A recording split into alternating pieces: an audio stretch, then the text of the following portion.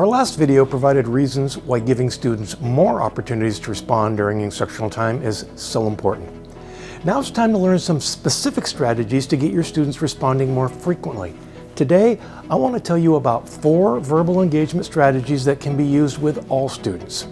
The first strategy is called the whip around, and this is a great strategy to use when you're starting out a lesson because it gets everybody involved quickly and primes students' background knowledge. It also works well at the end of a lesson when it's time to review what's been learned. In this strategy, the teacher asks a question with as many answers as possible, then quickly prompts every student in the room to respond. For example, the teacher may ask every student to name a U.S. president. Then you can go up and down the rows asking each student to name a president that hasn't been named. When planning this strategy, be sure to think about how you'll include every student. Do some students need extra processing time? Will some students respond using an augmentative communication device? These changes are easy to accommodate. Just remember, the purpose of this strategy is to engage students, not to embarrass or shame them.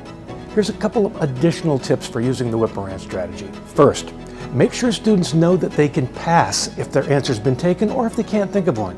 Second, be sure to start the whip around at different points in the room so students have different opportunities to go first or last.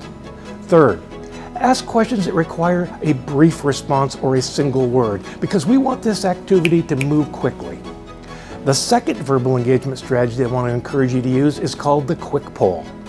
In this strategy, the teacher poses a question or prompt and gives the students approximately 3 to 4 minutes to jot down their answers. Next, the teacher calls on 3 or 4 students to share their answers and records these answers on the board.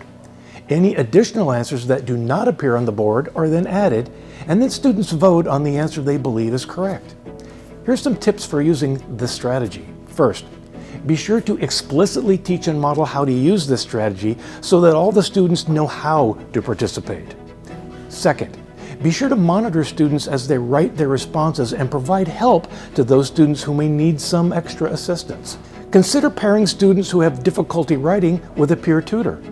And after providing the prompt, tell students how much time they have to write their answer. You may want to use a visual timer to help students stay on task.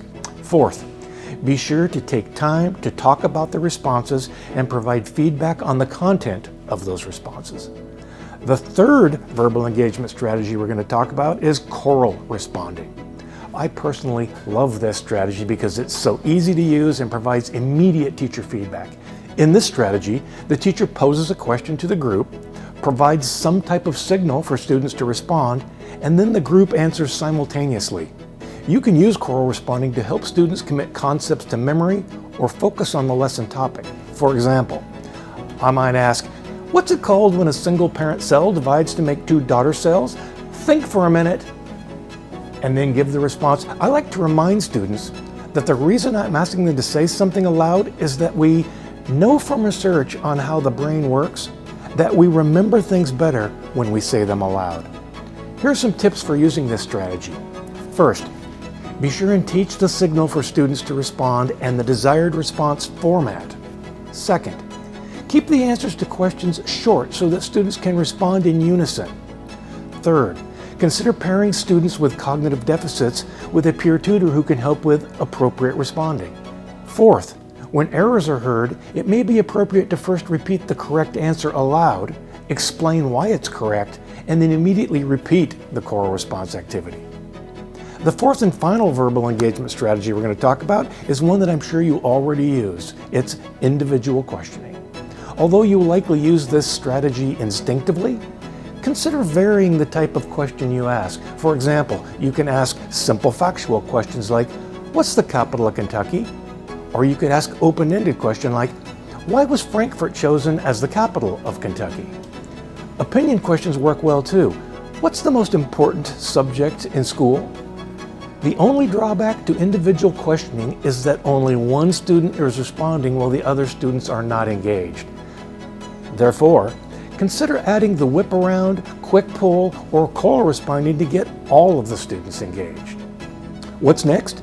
Well, join us next time to learn several nonverbal strategies for engaging your students.